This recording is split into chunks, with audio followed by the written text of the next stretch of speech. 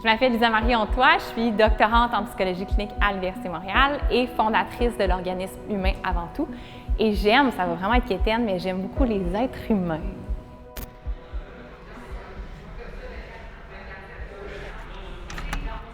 J'aimerais qu'on parle de santé mentale comme on peut parler de ce que tu as mangé pour déjeuner.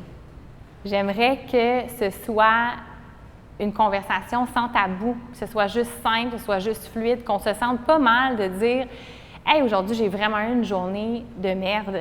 Au même titre qu'on se sent pas mal de dire « Hey, aujourd'hui, j'ai mangé des toasts au beurre de pinot ». Puis souvent, on dit que c'est important de parler de sa santé mentale, de parler de ses émotions, mais encore faut-il savoir écouter.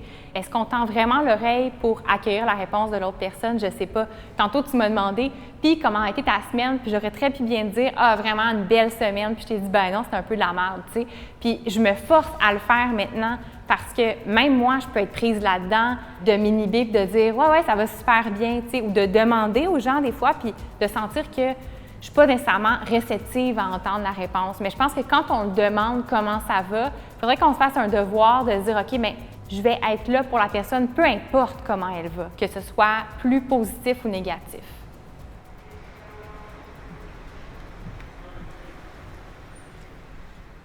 C'est pas toujours facile parce qu'être en contact avec la souffrance, c'est difficile, c'est rough.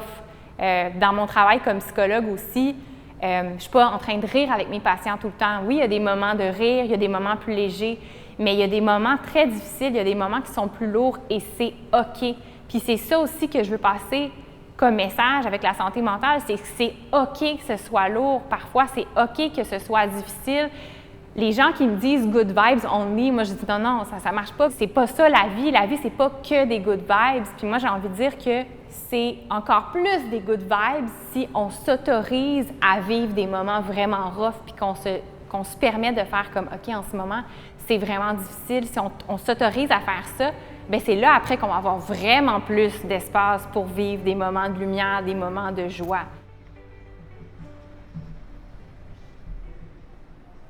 J'ai l'impression que si chaque personne s'aimait un peu plus, bien, ça serait plus facile de s'aimer les uns les autres. Je ne dis pas que c'est toujours facile de le faire, mais l'amour ne peut pas être mis en quarantaine. L'amour, c'est toujours là, c'est toujours présent. Fait que oui, j'ai envie de dire aux gens que je les aime, j'ai envie de dire aux gens qui ne sont pas seuls, que même s'ils traversent des périodes extrêmement difficiles, de ne pas hésiter à en parler à une personne de confiance, à un intervenant, puis ils vont réaliser qu'ils ne sont pas seuls, puis qu'il y a une issue à tout ça, il y a la lumière au bout du tunnel à quelque part, puis que c'est possible de s'en sortir. Zoé, es-tu satisfaite? C'est parfait, vraiment là. Bien, merci à vous. Ça m'a fait du bien de voir des êtres humains, en mine de rien. OK, on s'en va tous, fait que je peux juste sortir comme ça, faire comme si de rien n'était. OK, c'est fini!